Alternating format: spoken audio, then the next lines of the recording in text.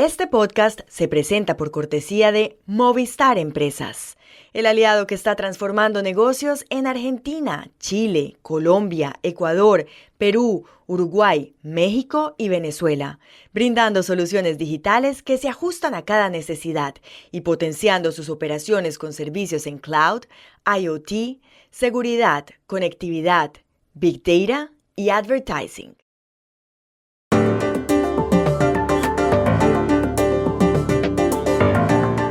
En Estados Unidos, el senador J.D. Vance, compañero de fórmula de Donald Trump, criticó duramente hace un tiempo al expresidente. ¿Por qué entonces lo escogió Trump? ¿Y cómo sería su política exterior si ganan? En España sigue la investigación contra Begoña Gómez, la esposa del presidente del gobierno Pedro Sánchez, por presunto tráfico de influencias. Ahora el testimonio de un implicado puede cambiar las cosas. ¿Por qué? Human Rights Watch acaba de publicar un informe según el cual el estado de excepción en El Salvador ha permitido la violación de los derechos humanos de miles de niños. ¿Qué dice la investigación? Hola, bienvenidos a Y esto no es todo, el podcast del Georgetown Americas Institute de la Universidad de Georgetown en Washington, D.C. Soy Juan Carlos Iragorri, desde Madrid. Soy Paz Rodríguez Niel, desde Buenos Aires. Soy Jorge Espinosa y estoy en Bogotá. Es miércoles 17 de julio y esto es todo lo que usted debería saber hoy.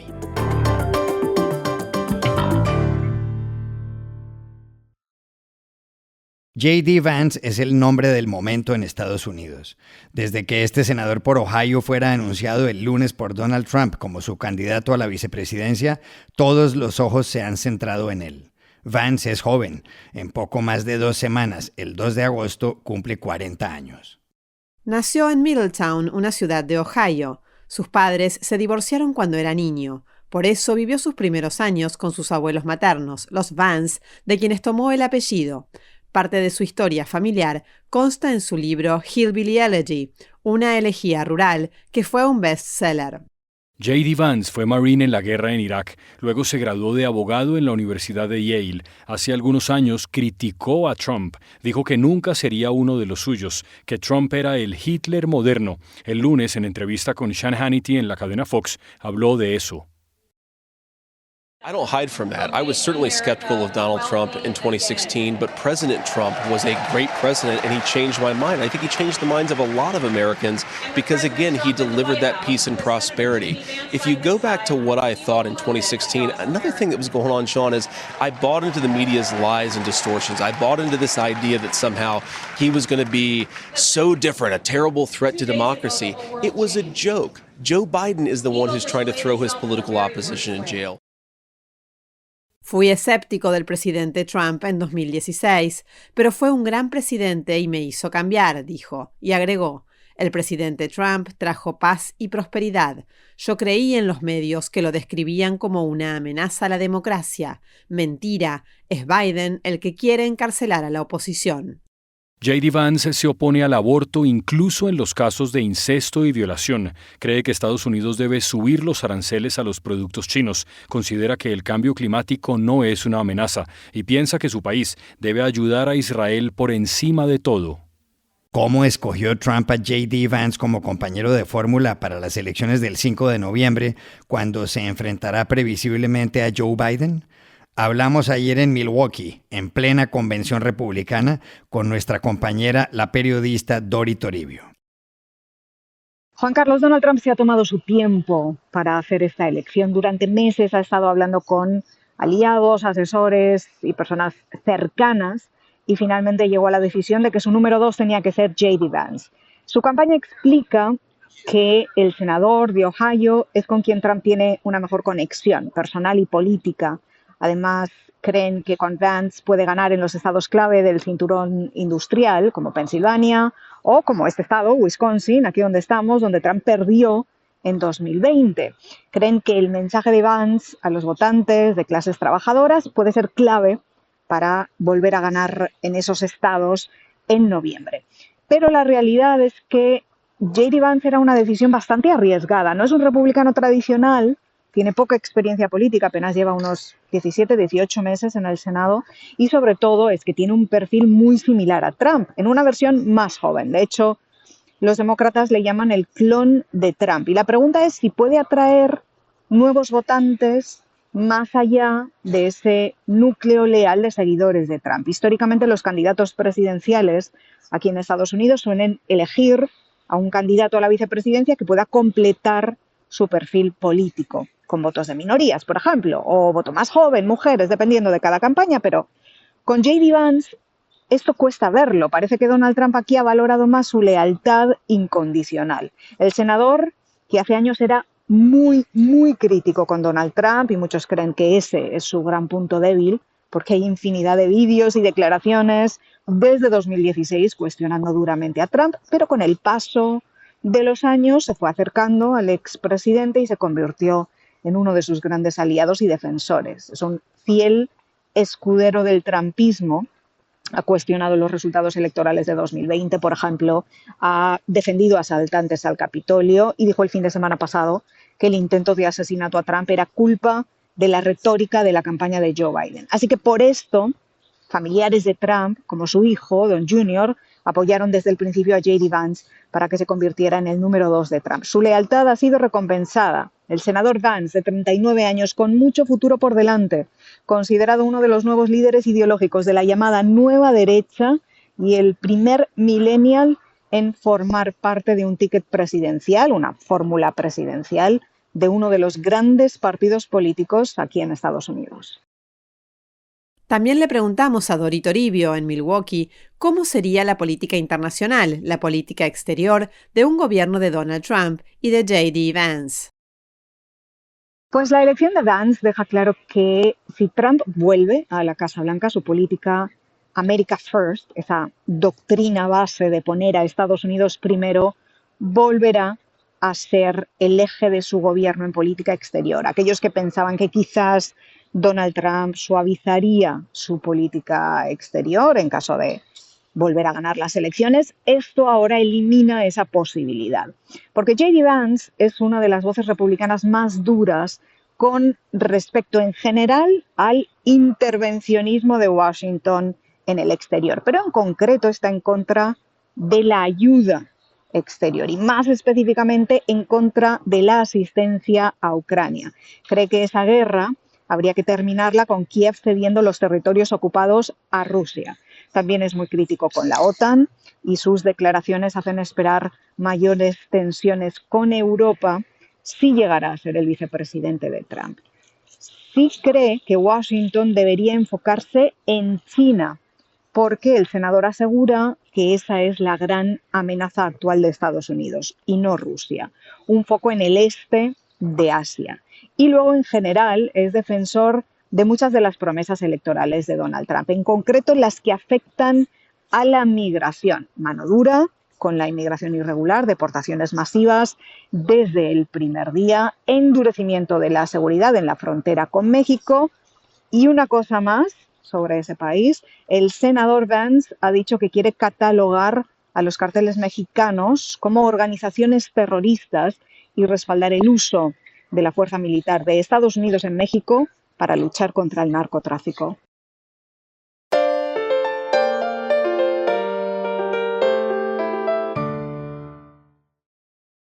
Hace cerca de 3 meses, el 24 de abril, un juez de Madrid abrió un proceso de diligencias contra Begoña Gómez, la esposa del presidente del gobierno español, Pedro Sánchez. Las averiguaciones se centraban en un presunto tráfico de influencias.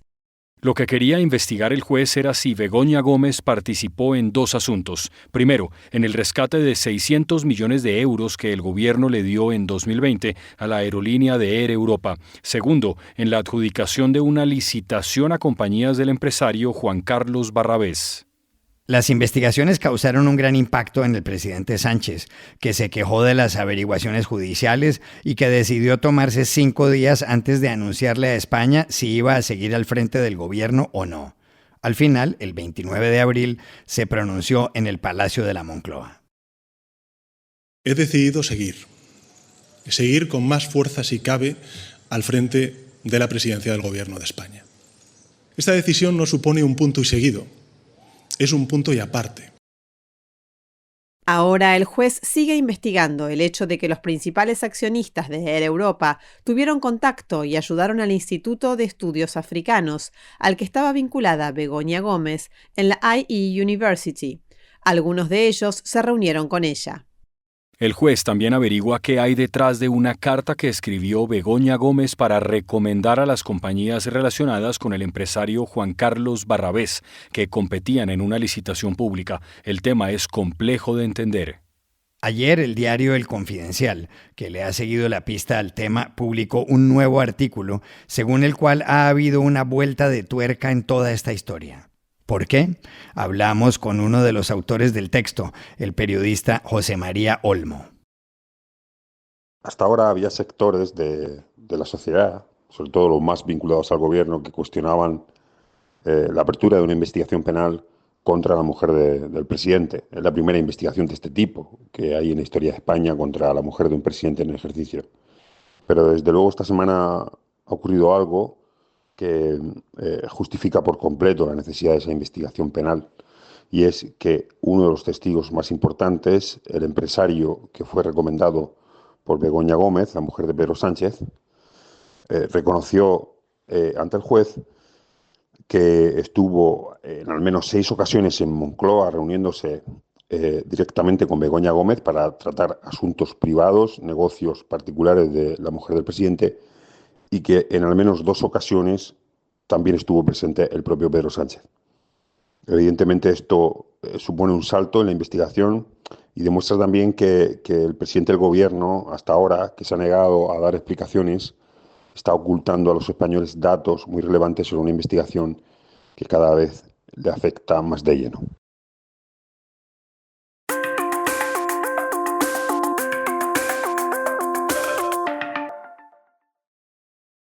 Este podcast se presenta por cortesía de Bancolombia y de su proyecto Orígenes.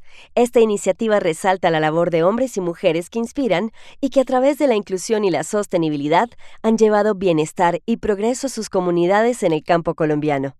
En el banco hemos cumplido 148 años sincronizando nuestro latir con el corazón de un país que progresa de la mano de su gente, a la que acompañamos desde los orígenes. Bancolombia. Hace algo más de 2 años, el 27 de marzo de 2022, el Congreso de El Salvador declaró el estado de excepción en ese país a solicitud del presidente Nayib Bukele.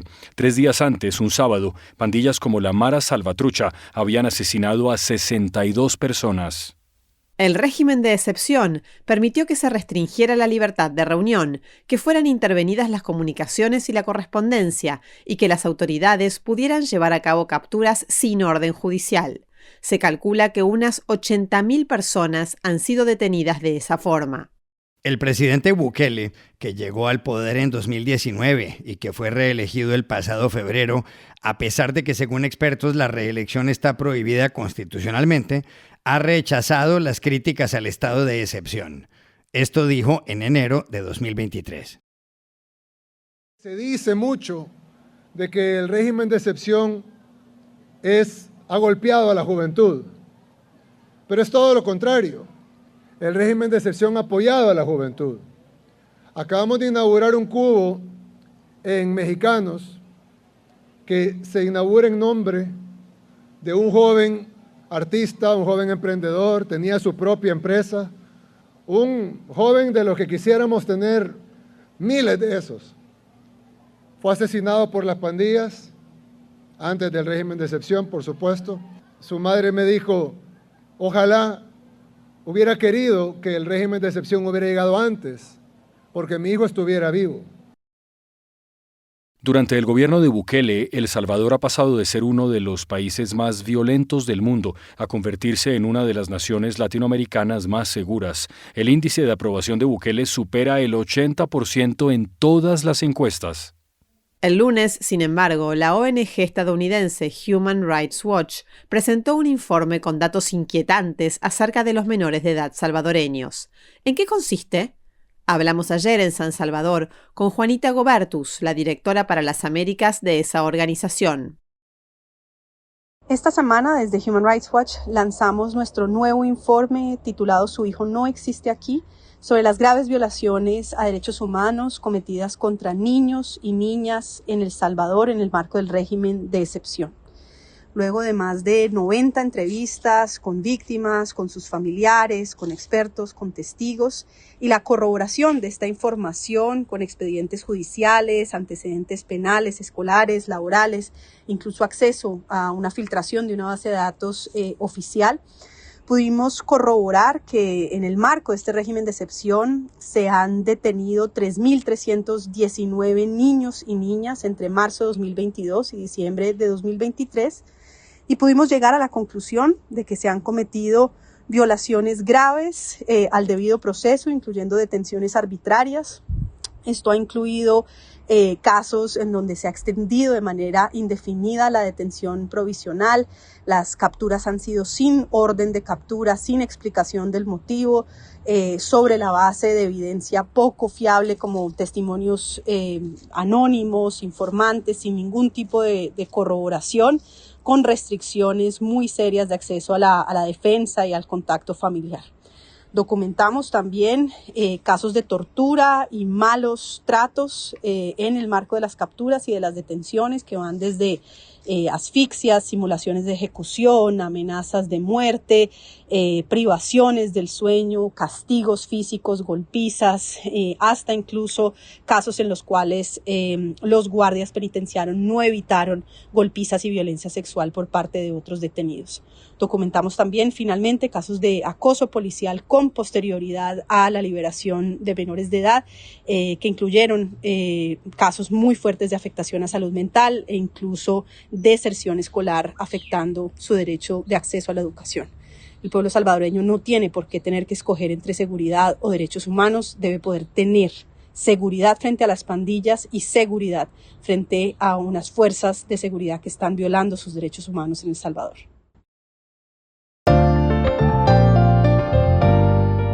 Y estas son otras cosas que usted también debería saber hoy. En Francia, el presidente Emmanuel Macron decidió aceptar ayer la renuncia de su primer ministro Gabriel Attal y del resto del gabinete. Los ministros se la habían presentado tras el resultado de las elecciones legislativas el 7 de julio, donde ningún bloque ideológico consiguió mayorías, lo que ha hecho imposible acordar el nombre de un nuevo primer ministro. La renuncia del gabinete, sin embargo, permitirá que quienes obtuvieron un escaño en los comicios ayuden a desempantanar la situación. Quizá por eso Macron les aceptó la dimisión. En Estados Unidos, el senador demócrata de Nueva Jersey, Bob Menéndez, fue declarado culpable ayer de los 16 cargos que se le imputaban, entre ellos los de soborno y actuación como agente extranjero. Menéndez, de 70 años, y su esposa Nadine recibieron millones de dólares, así como automóviles, abonos a cuotas hipotecarias y lingotes de oro de empresarios como Wael Hanna, vinculado al gobierno egipcio. Ese gobierno se benefició de fondos estadounidenses aprobados por el Senado en Washington, donde estaba Menéndez. El delantero francés Kylian Mbappé, de 25 años, fue presentado ayer ante 75.000 personas en el estadio Santiago Bernabéu como nuevo jugador del Real Madrid.